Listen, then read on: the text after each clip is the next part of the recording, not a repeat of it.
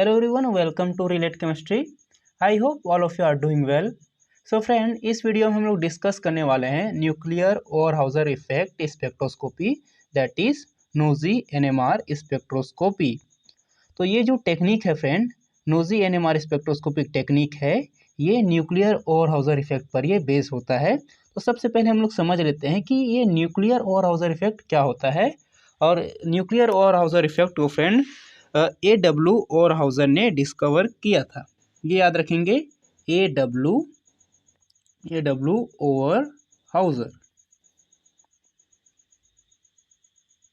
इन्होंने डिस्कवर किया था।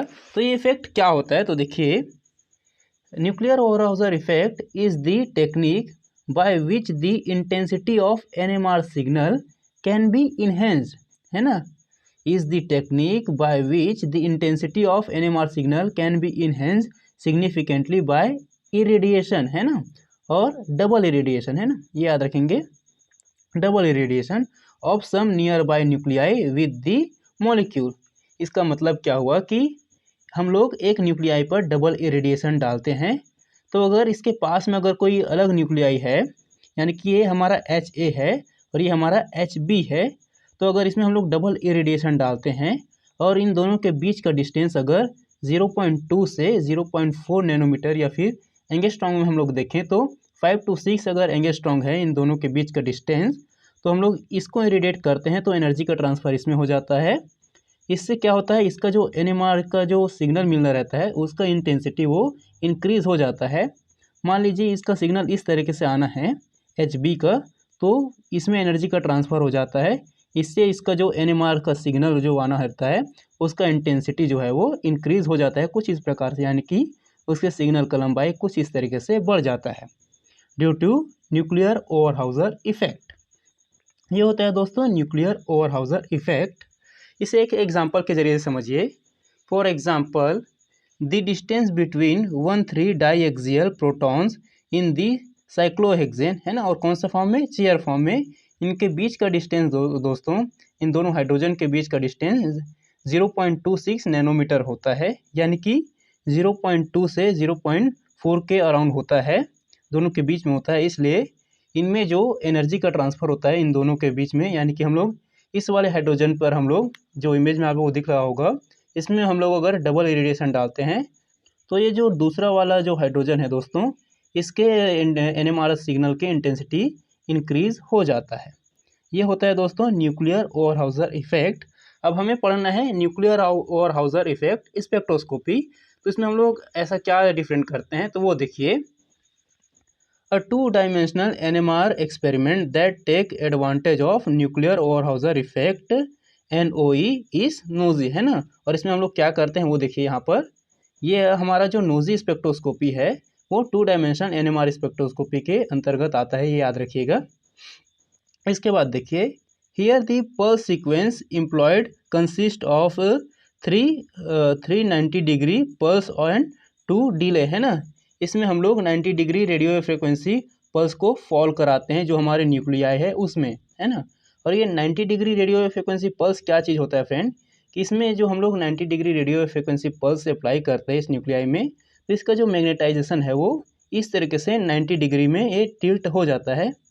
मैंने इसे डिटेल से इस वीडियो में भी आप लोगों को बताया है।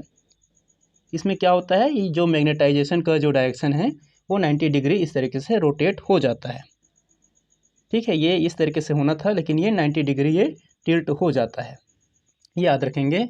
उसके बाद देखिए, the important point of nosy experiment is the time delay mixing time which follow the second pulse, है ना। ये मिक्सिंग टाइम क्या होता है, यहाँ पर देखिए, जस्ट अ मिनट पर देखिए, मिक्सिंग टाइम क्या होता है पहले ये समझिए। तो जब हम लोग सेकेंड टाइम हम लोगों को जब रेडियो फ्रिक्वेंसी पल्स हमें अप्लाई करना रहता है उस टाइम को हम लोग कहते हैं मिक्सिंग टाइम। और उसमें क्या होता है, क्रिएट ट्रांसफ़र मैग्नेटाइजेशन, है ना। Again 90 degree radio frequency pulse are applied and create transfer magnetization. और ट्रांसफ़र मैग्नेटाइजेशन क्या होता है, ये कैसे क्रिएट होता है, इस तरीके से जब हम लोग 90 degree radio frequency pulse apply करते हैं तो इस तरीके से जो इसका जो स्पिन होता है वो इस तरीके से 90 डिग्री ये टिल्ट हो जाता है, इसे हम लोग कहते हैं ट्रांसफ़र मैग्नेटाइजेशन, राइट। इसके बाद आगे देखिए, in COSY experiments no mixing time was necessary as scalar coupling J information is available immediately, है ना। और इसमें हम लोगों को जो हम लोग कोजी स्पेक्ट्रोस्कोपी हम लोग पढ़े उसमें मिक्सिंग टाइम उतना नेसेसरी नहीं रहता, इसमें बस कपलिंग जो होता है वो इम्पोर्टेंट रहता है। इसके ज़रिए से हमें इन्फॉर्मेशन मिल जाता है और इनके बीच में जैसे कि एक इस तरीके से 1J कपलिंग होना चाहिए हेडकॉर कोजी स्पेक्ट्रोस्कोपी में, है ना। हेडकॉर या फिर इसे हम लोग कह सकते हैं हाइड्रोजन 1 कार्बन 13 कोजी स्पेक्ट्रोस्कोपी है। तो इसमें कपलिंग ज़्यादा इंपॉर्टेंट रहता है ना कि मिक्सिंग टाइम, ये कहा जा रहा है इस स्टेटमेंट में। इसके बाद आगे देखिए, NOESY spectrum look likes a COSY spectrum, ये ध्यान दीजिए, NOESY spectrum looks like a COSY spectrum but the pulse sequence employed give rise to cross peaks only when two nuclei are close together in space. जैसे कि हम लोगों ने discuss किया है कि HAN HB है, तो अगर ये इनके बीच का डिस्टेंस अगर ये स्पेस में प्रेजेंट है, यहाँ पर कोई भी बॉन्ड प्रेजेंट नहीं है, है ना, ये स्पेस में प्रेजेंट है इस तरीके से, तो इनके बीच का डिस्टेंस अगर 0.2 से 0.4 नैनोमीटर है, तो ये जो एनर्जी का ट्रांसफ़र इस तरीके से करता है कि इसका जो इंटेंसिटी है NMR सिग्नल का इंटेंसिटी वो इंक्रीज़ हो जाता है। तो नोजी में यही होता है, जबकि कोजी में क्या होता है, कपलिंग इंपॉर्टेंट रहता है ना। जैसे कि हम लोगों ने हेडकॉर जो है स्पेक्ट्रोस्कोपिक टेक्निक, इसमें हम लोगों ने डिस्कस किया है कि कैसे 1J कपलिंग होता है, वो चीज़ हम लोगों ने डिस्कस किया है already. That is cross peak are evidence, है ना, जो इससे हमें क्या मिलता है, इसका जो इंटेंसिटी इंक्रीज होता है इससे हमें क्रॉस पीक मिलता है। ये चीज़ हम लोग जब ग्राफ इंटरसेप्ट करेंगे अभी एग्जांपल लेके तब समझेंगे कि क्रॉस पीक किस तरीके से आता है।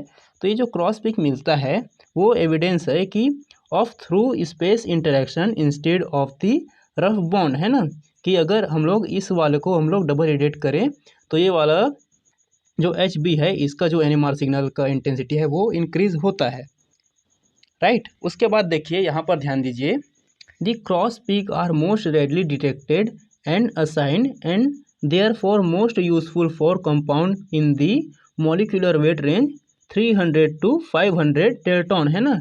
हमें जो क्रॉस पीक देखने को मिलता है ये हैवी मॉलिक्यूल में बहुत अच्छे से देखने को मिलता है, नोजी जो स्पेक्ट्रोस्कोपी में जो क्रॉस पीक देखने को मिलता है वो। और for low molecular weight compound the NOE cross peak are very weak, है ना। तो याद रखेंगे कि ये जो नोजी स्पेक्ट्रोस्कोपिक टेक्निक है ये कहा जाए तो ये हैवी मॉलिक्यूलर या बिगर मॉलिक्यूलर मॉलिक्यूल में ये एप्लीकेबल है, या ज़्यादा अच्छे से नोजी स्पेक्ट्रम हमें देता है जो हैवी मॉलिक्यूल है वो, राइट। अब इसके बाद देखिए इस एग्जांपल के जरिए से देखिए कि किस तरीके से हमारा न्यूक्लियर वॉरहाउज़र इफेक्ट काम करता है और किस तरीके से हमारा जो नोजी स्पेक्ट्रम है वो हमें ऑब्टेन होता है। It's two possible configuration are shown with circles drawn around the proton are close to each other, है ना। यहाँ पर दो इसका कॉन्फ़िगरेशन पॉसिबल है एसिटेनिलाइट का, तो यहाँ पर है A एंड B, दो कॉन्फ़िगरेशन यहाँ पर पॉसिबल है। तो हम लोग A को लेकर चल रहे हैं यहाँ पर, तो इस पर ही ध्यान दीजिए। तो देखिए फॉर कन्फॉर्मेशन A, सॉरी यहाँ पर कन्फर्मेशन है ना, कॉन्फ़िगरेशन नहीं है, कन्फर्मेशन है। फॉर conformation A the NH hydrogen is close to methyl CH hydrogen, we would expect a cross peak in the nosy spectrum. The correlates NH peak at 8.8 ppm with the CH peak at 2.13 ppm। इस statement का क्या मतलब हुआ कि ये जो configuration A है, तो यहाँ पर ध्यान दीजिए ये NH के वाला ये हाइड्रोजन है और यहाँ पर ये जो मिथाइल ग्रुप वाला हाइड्रोजन है वो इनके बीच का डिस्टेंस इतना है, यानी कि 0.2 से 0.4 नैनोमीटर इसका इनके बीच का डिस्टेंस है।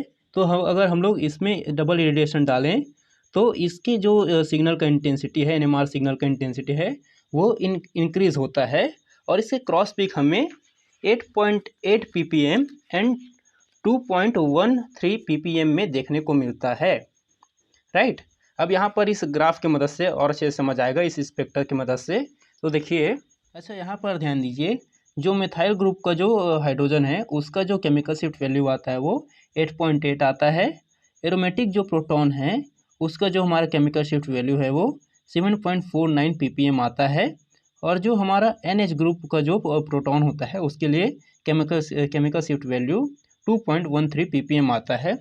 अब इसे इस तरीके से हम लोग नोजी स्पेक्ट्रम की मदद से समझ सकते हैं कि किस तरीके से हमें क्रॉस पीक देखने को मिलता है।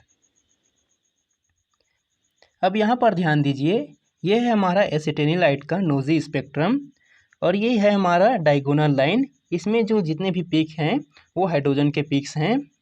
तो जैसे कि हम लोगों ने यहाँ पर डिस्कस किया कि हमारा मेथाइल ग्रुप का जो प्रोटॉन है वो 8.8 जो केमिकल शिफ्ट वैल्यू है वो देता है हमें। केमिकल शिफ्ट वैल्यू 8.8 इनका होता है इस वाले हाइड्रोजन के लिए जो मेथाइल ग्रुप के साथ ये प्रोटॉन अटैच है उसके लिए।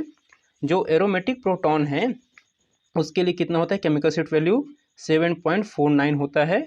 और NH ग्रुप के साथ जो हाइड्रोजन अटैच है, N के साथ जो हाइड्रोजन अटैच है उसका केमिकल शिफ्ट वैल्यू 2.13 ppm होता है। यही चीज़ हम लोगों ने यहाँ पर डिस्कस किया।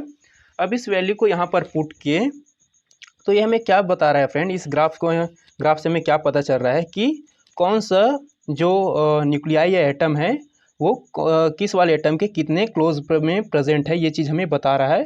तो यहाँ पर देखिए 8.8 एंड 2.13 ppm यहाँ पर हमें क्रॉस पीक देखने को मिल रहा है। तो ये वैल्यू किनके हैं, ये इस वाले हाइड्रोजन का है ये, और ये इस वाले हाइड्रोजन का है। मींस इन दोनों के बीच का डिस्टेंस 0.2 से 0.4 नैनोमीटर है। इसलिए ये हमें due to nuclear Overhauser effect ये हमें क्रॉस पीक यहाँ पर प्रोवाइड कर रहा है, ये जो दोनों प्रोटॉन्स है वो। तो ये जो नोजी स्पेक्ट्रम है फ्रेंड, ये क्रॉस पीक है, ये हमें क्या इन्फॉर्मेशन प्रोवाइड करता है। तो देखिए हम लोगों ने एसिटेनिलाइट के एग्जांपल के जरिए से भी समझा है। तो इससे हमें क्या पता चला कि इन दोनों के बीच का डिस्टेंस 0.2 से 0.4 नैनोमीटर के बीच में है। इसलिए इसमें न्यूक्लियर ओवरहाउजर इफेक्ट यहाँ पर काम कर रहा है। तो इससे हमें क्या पता चल गया, इसकी जियोमेट्री के बारे में पता चल गया कि इनके बीच में कितना डिस्टेंस है एक एटम से दूसरे एटम के बीच में, ये सारी चीज़ें हमें पता चल गया। तो यही चीज़ हम लोग अगर दूसरे मॉलिक्यूल में भी देखें, अगर उनमें भी अगर ये दो एटम के बीच में या दो न्यूक्लियाई के बीच में इस तरीके से 0.2 से 0.4 नैनोमीटर के बीच में अगर दोनों के बीच में अगर डिस्टेंस है तो वहाँ पर भी न्यूक्लियर ओवरहाउजर इफेक्ट होगा। तो इससे हमें ये पता चलता है कि किसी भी कॉम्प्लेक्स मॉलिक्यूल का या हैवी मॉलिक्यूल का हम लोग जियोमेट्री या स्ट्रक्चर पता कर सकते हैं इस टेक्निक की मदद से, और उनके बारे में और भी ज़्यादा इन्फॉर्मेशन हम लोग ले सकते हैं इस टेक्निक के माध्यम से, राइट। तो यही इसका एप्लीकेशन होता है फ्रेंड नोजी स्पेक्ट्रोस्कोपिक टेक्निक का, राइट। यहाँ तक क्लियर हुआ। अब इसके बाद देखिए लास्ट है इसका एडवांटेज, है ना। इसका एडवांटेज भी देखिए, NOESY applied to molecule in solution and the compound does not have to be on crystalline nature, ये याद रखिएगा। अब उसके बाद देखिए जब हम लोग कोजी एंड नोजी स्पेक्ट्रा को हम लोग एक साथ यूज़ करते हैं तो हमें क्या चीज़ देखने को मिलता है, can structure and complex molecule with complete stereochemical detail, है ना। तो ये सारी चीज़ें हमें पता चलता है। क्या क्या पता लग गया, जियोमेट्री हम लोग इस नोजी स्पेक्ट्रम के जरिए से निकाल सकते हैं, जियोमेट्री, स्ट्रक्चर और कंप्लीट स्टीरियोकेमिकल डिटेल हम लोग पता कर सकते हैं नोजी स्पेक्ट्रोस्कोपी के मदद से। ये याद रखिएगा, ये इसका एप्लीकेशन या एडवांटेज जो भी आप लिखना चाहें वो ये चीज़ है नोजी स्पेक्ट्रोस्कोपी के बारे में। इसलिए हम लोग इस टेक्निक का यूज़ करते हैं।